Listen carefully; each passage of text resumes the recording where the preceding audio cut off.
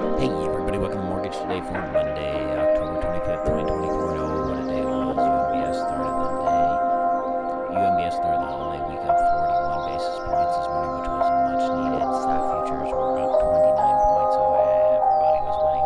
Of all of Trump's political appointees, the Treasury Secretary is the most consequential for the bond market. I mean, Treasury's right in the name and all.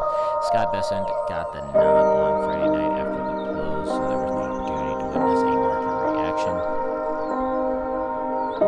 When Treasuries opened in Tokyo last night, the reaction was clear. Bonds like Bessent.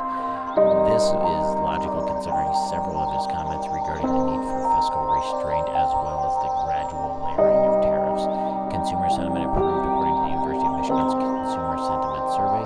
The current situation index fell slightly, but the expectations index improved. Shorter-term inflationary expectations fell slightly from 2.7% to 2.6%. However, long-term inflationary expectations rose to 3%.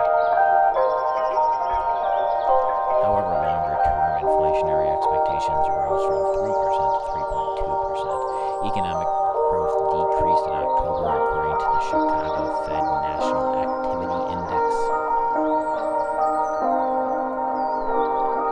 This meta-index of 85 economic indicators that is meant to give a 10,000-foot view of the economy.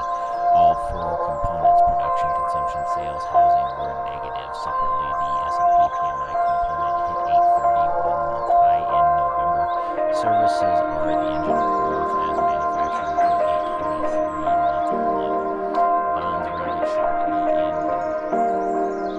Bonds rallied sharply on Monday. It wasn't the first time we've seen some decent gains in the past few months, but it was definitely the first time we didn't need to grease the skids with the highest yields in several months of the previous session. In other words, it was a rally that arrived after a string of already fairly decent days, the first we've seen since September 10th.